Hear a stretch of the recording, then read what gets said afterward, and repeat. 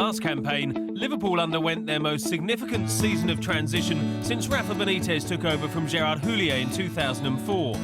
Beginning with Brendan Rodgers' arrival in the summer and ending with the retirement of the club's longest-serving player, much of what happened both on and off the pitch signified the beginning of a new era. As a football club, we want to be developing every day. You know, I've seen progress this year. You know, our start point was difficult at the beginning. You know, so much change and players going out, but there's a real good feel to the club. You know, the club's all very much pulling together in the one direction. Most observers seem to agree that Liverpool showed improvements. But under Kenny Dalglish, the Reds finished 8th, took home the League Cup and reached the FA Cup final. With Rodgers, they amassed 9 more points, scored 24 more goals, yet finished only 1 position higher and without the silver lining.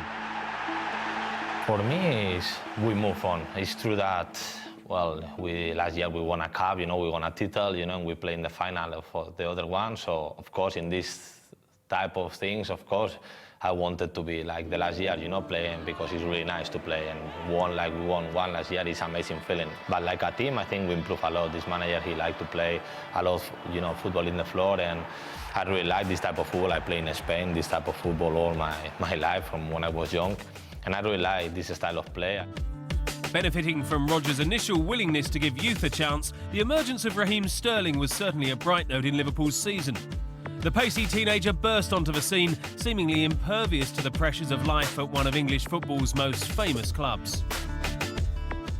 It's just one of them, it's just something that you love doing, so you don't really, at first you feel the pressure, but then after you start enjoying your football, and that's the most important thing really, so it's one of them, just been your dream your whole life, so obviously you get an opportunity, you just try to go out there and just enjoy yourself and not really think that the players that you're thinking of playing against are world class, really. Just got to play like it's their youth team or something, so it's one of them, you just got to enjoy yourself. Previously earmarked as one for the future at Anfield, it's been quite a year for Jamaican-born Sterling. Since last summer, he's gone from a talented prospect to full England international, a regular starter for his club, and the second youngest goal scorer after Michael Owen in the Reds' history. He looks like he's got no fear. And with him being a wide man, sometimes wingers are, you know, a bit up and down. They've been great one week and, you know, out of the game the next, but he's been one of our best players in most games this season, and, you know, for a 17-year-old kid in that position, playing against big, tough, you know, full-backs, kicking him, trying to maybe get inside his head, maybe try and bully him. You know, he stood up to everything, and that as much as his ability has been the bonus for me, as, you know, his courage. Sterling notched 2 league goals and 5 assists in his 24 league appearances before a troublesome thigh injury ended his season. Missing the opportunity to link up with England was a disappointing end to a great 12 months, but his manager believes that's all an important part of a youngster's development. I don't think you ever know quite how any player, and especially a young player, goes until he's had a setback or a trauma, and that's something that will make a clear sort of distinction whether a player's going to be a good player or not. Next season will definitely be a big one for Sterling, and Liverpool fans will be equally excited by the continued development of young Brazilian Philippe Coutinho, who made the transition to English football look easy. Arguably Rodgers' best signing to date, the 21-year-old from Rio de Janeiro had a huge impact after his arrival in January, and he has all the attributes to become a Kop favourite.